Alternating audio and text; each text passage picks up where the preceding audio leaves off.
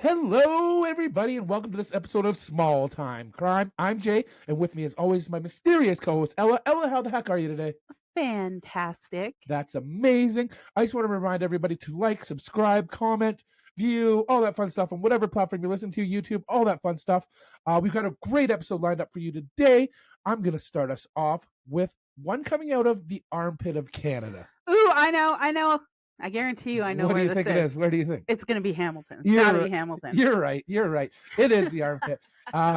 We know firsthand. We call it. We did some time there. We lived there for a couple years, but it felt like doing time. It was horrible. Just a shitty ass experience. So this one is. You know how they feel about the CFL football there. Obsessed. It's like the only thing going. It is. So this is the night of the Grey Cup, and it's being held in Hamilton. Are the Hamilton Tiger Cats? The Ticats? No, it's Stampeders, shout out Calgary, and the Argos. Okay. I believe they're from Toronto, right? Toronto Argonauts. Yeah, that's Joe used to play for them, actually. So we know how crazy and busy you can get down there. It's bringing everybody out onto their front porches. They love front porch hanging. That's just so strange to me. Yeah, everybody hangs out on their front porches there. It's super weird. I'm a backyard guy myself. I don't want the neighbors to be sad. Maybe that's like a provincial thing. Like maybe it very well could be. Because I've never seen people hanging out in their front porches like I did on Ontario. Not like I did there. No. Okay, so back to the story here. Enough ragging on Hamilton. Everyone's distracted with the big game going on. The city's busy. Probably a great night for a B&E, hey? Yeah, why not? Everyone's distracted. Yeah. So police officers were called about a break and enter at the Glanbrook Township Roads Department in Binbrook around 7:30 p.m., just in the middle of the game. Thieves smashed out a window and stole tools from the stockroom, then loaded them in a stolen City of Hamilton truck and took off. So, of course, these are tracked and GPS, these trucks, right? As anybody that's providing a vehicle wants to make sure it's being taken care of, right? So they monitor for all that. The police had tracked down the vehicle to the Checkered Flag Bar and Grill in Mount Hope. That's just outside of Hamilton for anybody interested. Officers went inside to take a look around. They see two men that meet the description from the camera footage eating wings and watching the game. One of them had the keys in his pocket for the truck. Idiot. Yeah, so a 44-year-old man and a 48-year-old man have both been charged with breaking and enter, possession of burglary tools, and possession of stolen property worth over $5,000. Ooh, I'm interested to know what a burglary tool is. Just whatever they had used to get like a crowbar. Oh, so it doesn't matter. If you use it for burglaring, it's a burglary tool. Yeah, like, so if you've ever watched cops, you see like meth heads get pulled over and they have like just random tools and stuff in their backpacks. That's burglary tools, like for getting into cars and stuff like that. They do have a couple famous last words, though.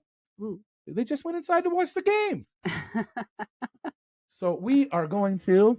And it looks like we've got a new champion, folks. These dumbasses from Hamilton are going to be the tag team champions. Who goes in to eat freaking wings after doing a B&E with the truck in the parking lot? Like, that's just one of the dumbest things I've ever heard of.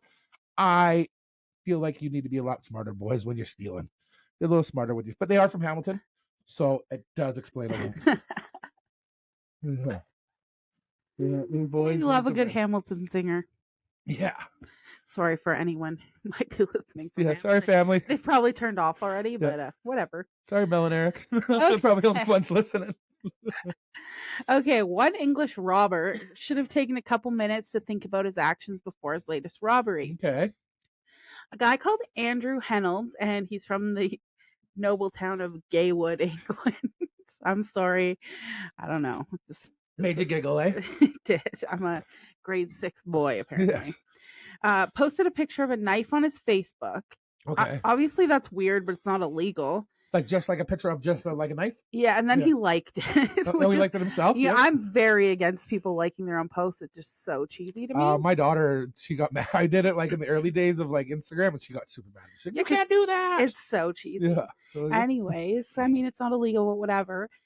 Later, he posted a message on Facebook that said, and I'm not English, so I'm not really sure what this means, but I have a guess. Doing over Tesco later. Okay. What is your translation to that? So I looked into it. First of all, Tesco is just a grocery chain in England. Oh, okay. Just like a regular grocery store. Okay. And from everything I gather, like doing over is like robbing. I'm robbing a Tesco store. Oh, okay. He's going to pull a robbery. He's letting everybody know. That's a smart man. Within 15 minutes of posting that, Mr. Hennels was in his local Tesco brandishing a knife and demanding cash. Oh, he went ahead with it. He sure did. Hennels immediately fled the scene before police arrived. He got away with approximately 410 pounds sterling. Okay, about $600. Yeah, about that. The thing is, he didn't go somewhere and hide away, much like your dum-dums from the previous story. He went to his pub where he was drinking, spending money, and having a good old time. No, what an idiot. Someone heard about the robbery and the Facebook post and reported his whereabouts to police. So we got a rat-a-tat-tat. We got a ratatouille on the hands here. And they found him shortly thereafter. Just partying, just embracing his night, having a great time, pubbing it up. English people love pubbing. They love that. I've been to England. They love it. Oh, they do. They love it so much. So he appeared before the court a few days later and admitted to the robbery and brandishing the weapon. Okay. But because of his Facebook post, the judges ordered a full psychiatric evaluation and medical records. Oh, really? As he was having, the judge was having a hard time understanding why somebody would be posting on Facebook their plans to commit an armed robbery. Like somebody in the right mind. Yeah, of course. Yeah. So this boy needs a little looking into, I'd say. Yeah, I think they thought there was more to the story. The judge was quick to point out that while the messages and photos on Facebook did not solve the crime, they definitely helped things go faster. Oh, it was a great tool. It was a great great tip for sure, I'd say. This was a bizarre and unusual circumstance, according to the judge, and he's holding back recommendations for sentencing until they can get a full mental workup. Well, I mean, that's you got to kind of respect that in a sense, because it's just not one of those judges that's throwing somebody into the system. I guess so, but this happened in 2015, and there's actually no information on charges. I don't believe he was charged with any crime. My assumption, and I'm totally could be wrong, is they found this guy had something mentally deficient, because he couldn't, with that sort of premeditation, how would you not get charges unless you had a mental illness? Was actually, I know a few mentally ill people that have done crazy stuff that they wouldn't have done in their normal state, I would say. Yeah, so I have a hot tip. Okay. And I thought I'd never have to say this in my life. Oh, no. But if you plan on committing a crime, it would be best if you didn't post about it before or after you did it on Facebook. Just don't post your crimes. No. Keep them to yourself. Keep them to yourself. There's if you got a real good trusted buddy or a spouse that can't testify against you, maybe. Maybe. If you need to get it out, maybe go that route. But the least people that know, the least people that get you in trouble, I'd say. Yeah, that was a good one. I like that one. I've got one. This one comes out of from June 9th, 2011. So it's an older one. So we're gonna hop in the hot tub time machine here for this one. Love the hot tub time machine. Woo! Little bath and a time travel. So some ways some people make extra cash is through scrap metal. The recycling. Is this another Hamilton story? No. I've never seen so many scrap. I never even heard of scrap meddlers sell Hamilton. Yeah, it's big down in like the middle, US and stuff like that. It's not so you take the scrap metal and they pay you per pound. Each metal has a different value. Like copper is different than brass. Scrap steel is different than that. If it's clean, it's dirty. It all has different values. I seen people taking fridges and Oh yeah, anything with metal they'll take. It's crazy. I've done it before, and you can make some good coin. Like when I had the plumbing company, we'd take our copper in, and that would pay for a staff party or something, right? It's worth keeping your scrap. Lots of times, tow truck drivers, when they aren't working, they'll cruise around and find old scrap vehicles to find for cheap. I know how you feel about tow truck drivers. That's why I mentioned this one. You'd find a rundown car, talk to the owner, make a deal in your favor. Obviously, either get it running and flip it or scrap it, right? Sell it for scrap metal. Side note, I do have a side note on this one. I feel like if you know the scrap guy on a first names basis, you're a scumbag. Also, I do want to point out how bad the scrap was in Vancouver, that they had ordered the scrap places to stop accepting scrap metal from anybody not in a vehicle. Sorry, people were walking up with hand bombing scrap metal? No, they'd roll up with a shopping cart full of copper and catalytic converters and scrap them that way. So they'd stop that. So it did help reduce some of the scrap theft. Wow. In the downtown scrap side. Game is crazy. It is. Well, it's just money. It's sitting there. It's metal sitting there. You're going to take it in and you're going to do it, right? A lot of the smarter ones do cans. These guys just go right for stealing copper lines out of your house. So Sabrina Rosebaum, 23 at the time, of Hollywood, Florida, claims to have made Florida. Okay. Yeah, Florida. Okay. claims to have made an arrangement with Robert Lyons, 78 of Fort Lauderdale, for a vehicle. She wanted to take one of his 1992 Ford Escort in for scrap. So she takes the car back to the yard. They do their thing, start partying it out, and whatever's left, they send to the crusher. Now it's one of those square blocks that you see on the back trucks or movies. You know what I'm talking about, right? No. When they crush a car, you've never seen that? Into a tiny little car block. Yeah, a little square block. Okay. Now it's one of them. So it turns out Rose and Bob obtained the vehicle from a man who was not Lyons, not the owner. She also, so there in Florida, you need to get the thumbprint, like with like ink, and put it on the slip for a derelict vehicle. Oh. So she didn't obtain that. Oh, so she just stole this guy's car and crushed it. Well, she got it. So Rosenbaum took the car from a person named Linval Ayton, who claimed the ownership of the car but never showed proof of ownership. Seems a little fishy to me, considering this is what she does for a living, and you're missing steps like this. You know what I mean? So yeah, she's like, I don't know. So she's been charged with grand theft auto. Makes sense. Knowingly inducing another to sign a vehicle title and receiving a derelict car with incomplete paperwork. She was also charged with violating probation, which she was on for fraudulently obtaining property. Okay, first of all, when you're on probation, you stick to our hot tip, one crime at a time. One crime at a time. And this kind of sounds like her thing, though. So, like, she's obviously on probation for this already, and then she goes and does the exact same crime. Like, they're onto you. You know what I mean? Like, so yeah, I don't know. It just doesn't seem like she's very good at what she's doing here. So the judge had ordered her to not drive a tow truck upon her release. Oh, she's a female tow truck driver? Yes, she's a female tow truck driver. Tow truck driver. So I did a little bit of investigating after. I creeped her LinkedIn account. She's the owner of Cash for Cars for You in Fort Lauderdale. So she's not towing; she's just buying the cars. Oh my God! She's still in the car business, and hopefully she learned the lesson. If not, hit her up for some shady cars. I'd say. Wow, that is crazy. Yeah, so this one, she didn't learn a lesson, I would say. I would say that for sure. Yeah, it sounds like it. Yeah. Okay, for the next one, I unfortunately can't give you a name of a perpetrator. Okay. So this story comes out of Germany, where there's some laws protecting names of criminals in certain instances. Okay. Although it's disappointing, I'm not sure the name matters when you hear how stupid our next guy is. Okay. For the purpose of the story, we'll call him Hans, because I just like that's a good German sounding name. It will just be easier to read the story with the name instead of saying like unknown assailant. Yes, so Hans. We're going to name him Hans today. Hans. Okay. Like the guy from Mighty Ducks. Yes. Yes. I know, me too. I know. Spoiler alert. Spoiler alert. Make it. 25-year-old spoiler alert. Okay, so Hans at one point was a professional bank robber. Okay. And decided it was time for his next heist. Okay. As one would do. Your cash is running low. You got to get on to the next one, I'd say. You spend your cash, you move on to the next one. Start coming up with a plan anyways, right? Yeah. So he made somewhat of an error. The location he chose for his robbery was a bank. Okay. Well, he's a bank robber. Yeah, fair enough. But it was a bank 17 years ago. Oh. Currently, it's a physiotherapist's office. Okay. Yeah. So when he got there, it took him a couple minutes. Apparently, he was demanding, like, open the vault. And they're like, dude, we don't have a vault, man. Dude, this is a physiotherapist's office. That's your German accent? That's your attempt? Yeah, it's pretty bad considering. Anyways, so instead, what he decided to do when he realized he blundered, he took a hostage using a plastic gun, holding it to the person's head and demanding a ransom of 10,000 euros.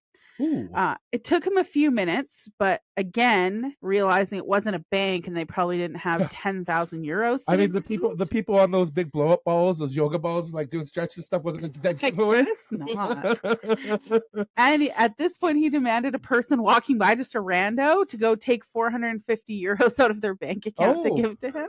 Okay. Which they did. Yep. I probably would have just effed off. But... Yeah. Oh yeah, I'll go get it for sure. I'll be right back. Yeah. Hans quickly fled the scene once he got it in a stolen vehicle, which he abandoned very quickly nearby. Smart guy. But luckily, he left a lot of fingerprints for police to work with. Dumb guy. He also left. Police also recovered the plastic firearm, which led them to the suspect. There's more fingerprints. Yeah.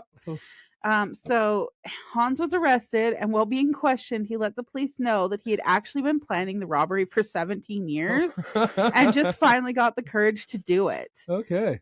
First of all, I have a question about his planning skills, because how hard were you really planning it if in 17 years you didn't realize it was no longer a bank? Like, don't you think he'd be scoping it out? Well, I mean, we've all seen bank robbing movies. Like, they kind of, they park out the day before, check out the routine of the security and all that stuff. You know what I mean? For 17 years, you're going in, walking that building, like understanding. I mean, if you want to know where every grain is, you know what I mean? Bank robbing tips for you guys. Bank robbing 101 with J&L over here. We do not support bank robbing.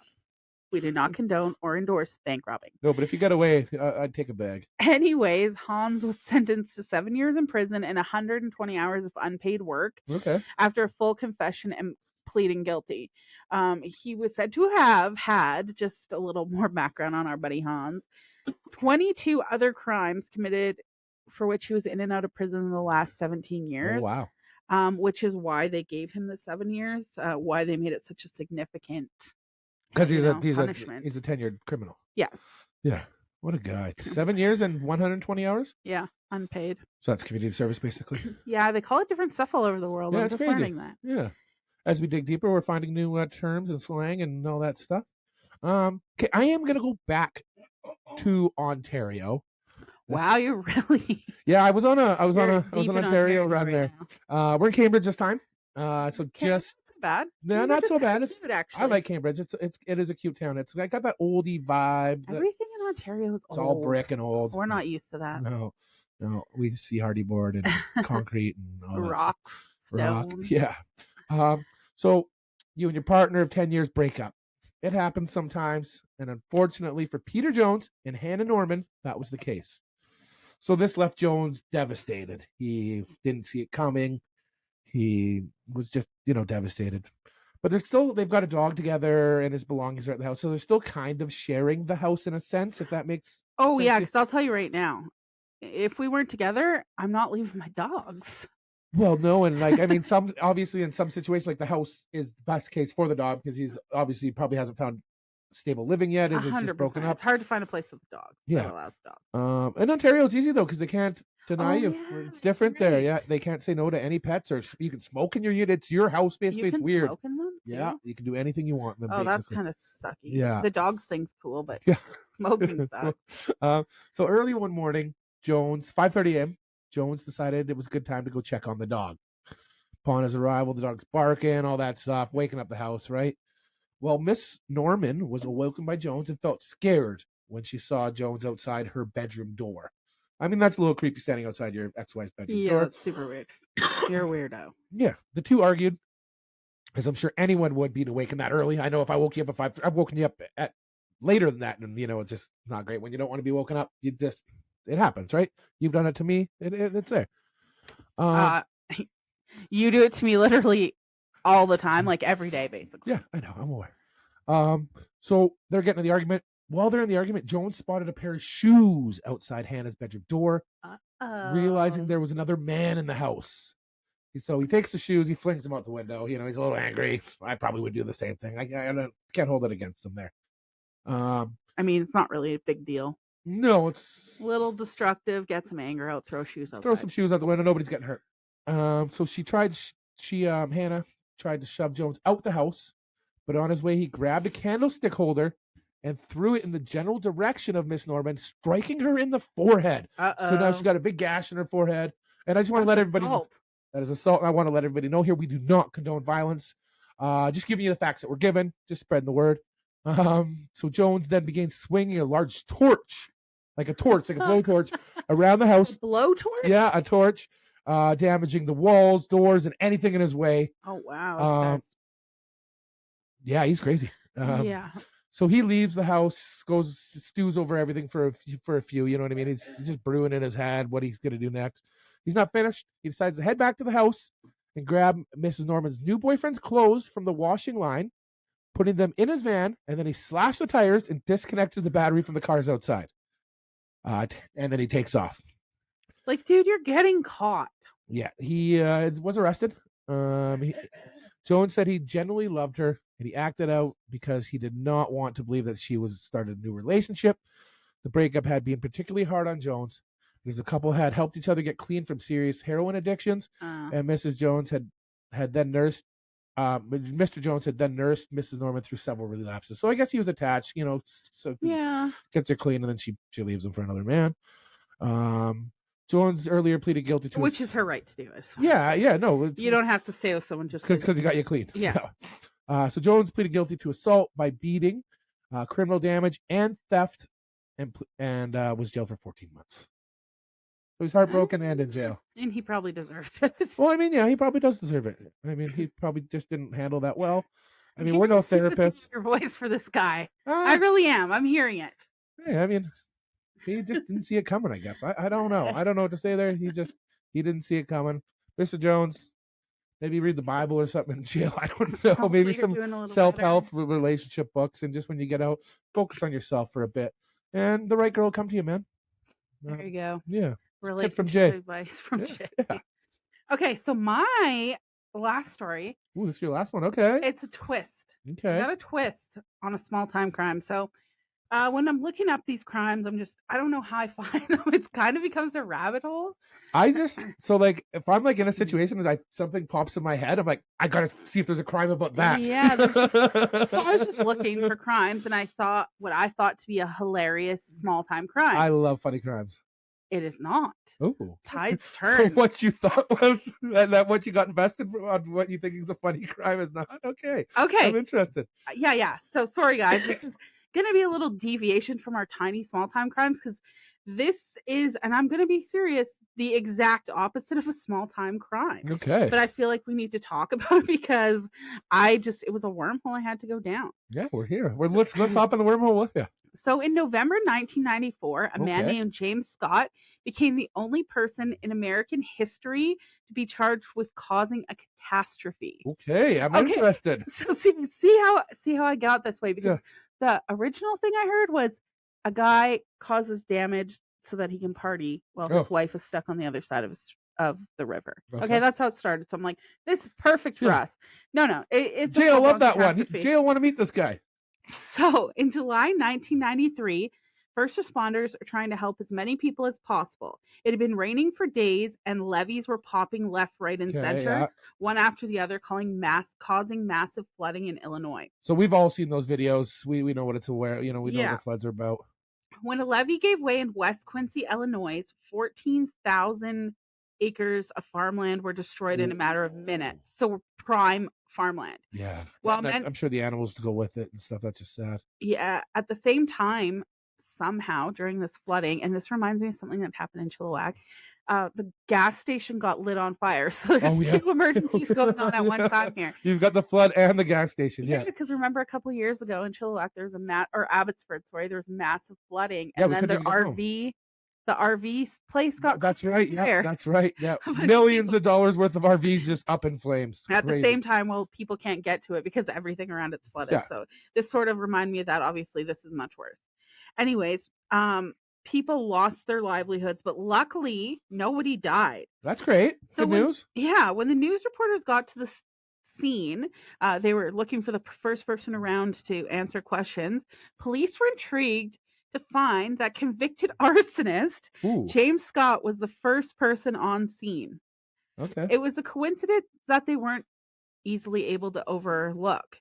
Scott had a long history of bad deeds and was a well-known criminal in the area. Specifically, he was a known arsonist. So he fit the description. Yeah. Well, at this time, nobody realized the levees they just assumed were breaking. Yeah, as per natural disaster or whatever. Yes. By the time he was 23 years old, Scott had been in jail 6 times already. Ooh, Lord. One of those instances, he lit the house of a woman on fire because he was mad at her. Okay, so Mr. Jones is a saint compared to this guy. Yeah. She escaped unharmed, but his intent was to hurt her. What a horrible person. Yeah. So on October 1st, 1993, Scott was arrested in connection with destruction of the levee. Okay. Law enforcement alleges Mr. Scott's motive for the crime was to bust the dam so his wife would be stranded on the other side of the river and he would be free to party. Okay. Mr. Scott's wife I'm taking it. left for work and shortly after gave him a call letting him know due to the flooding that it would be best for her to just come home instead of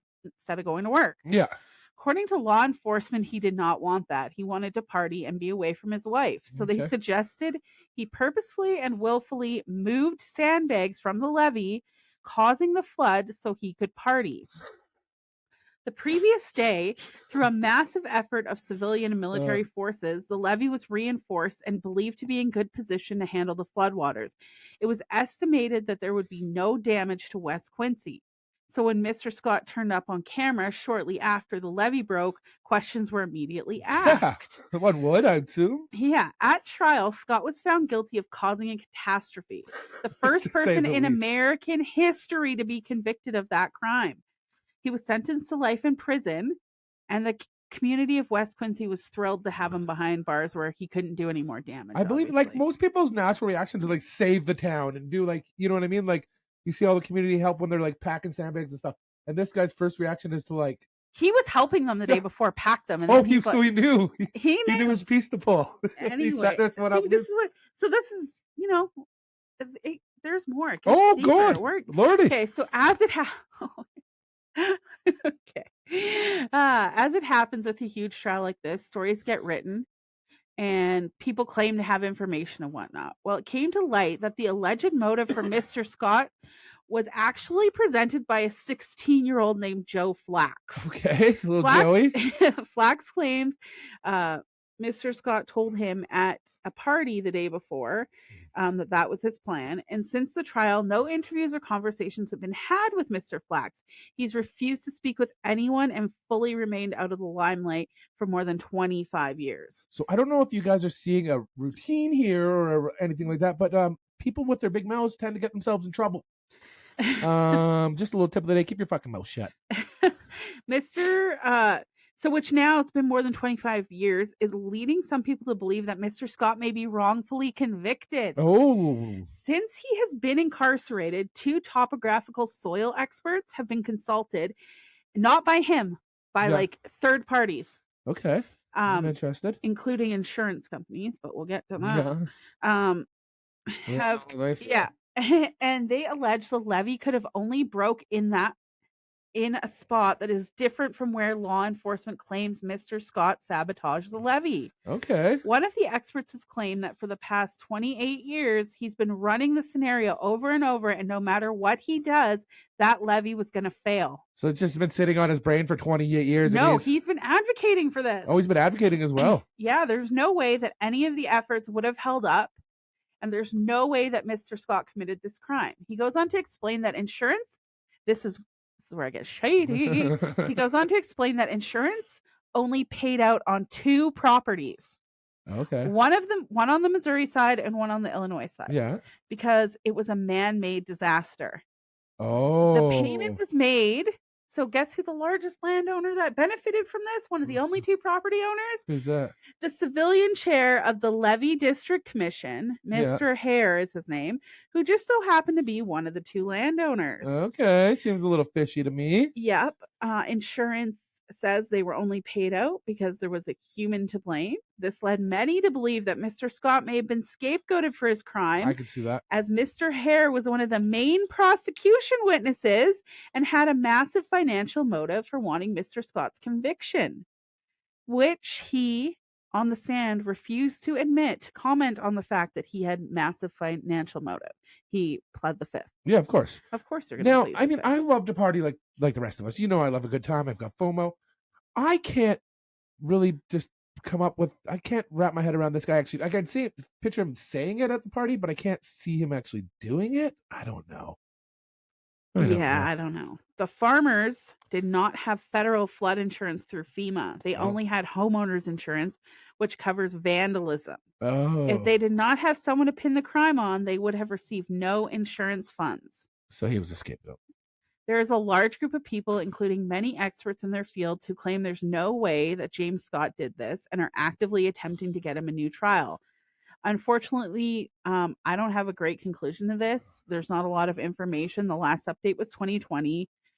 2021, okay, where they're still trying to get him out. I'll be watching to see what happens. I think it's kind of an example of how just looking into small time crime and thinking you're going to come up with a story of some idiot doing something stupid or selfish can actually turn into a whole new thing. yeah, totally. Yeah, I mean, this may not fall into the small time crime category. It definitely doesn't. Causing a catastrophe is not a small time No, it's crime. not small time, but I would suggest if you have a minute, take a look. It's an interesting story, and it took me down a rabbit hole that leaves me intrigued still. And we will do like an updates episode, just pure updates coming soon here on all the cases that everybody's intrigued about. And this is one that I feel we need to get an update on. I don't know if he did it or not, but I still found this to be interesting. I'm really like, people are really, and it's not just like his mom or something. His mom is a big advocate for him. Well, of course, yeah. But there's like random strangers, and like I find it very odd that Mr. Joe Flax has just disappeared. Yeah. He won't talk to police. He won't talk. Well, he probably got a chunk of money from the insurance company, and now he's on the lam, right? Yeah. No, he's not on the lam. He still lives in the town. He's just refusing to talk to anybody about it. Okay. So yeah, seems weird. Now it's very odd. Yeah. Now I got one quick. It's not a crime.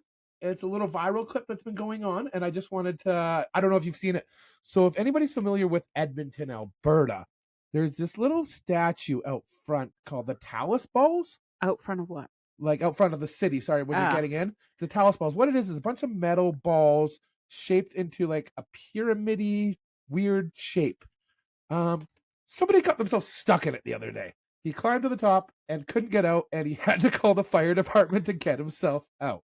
What a dingus. Yeah, so it's not a crime. I just thought he was not the brightest man, and he's just wasting valuable resources, I would say, by doing stupid shit.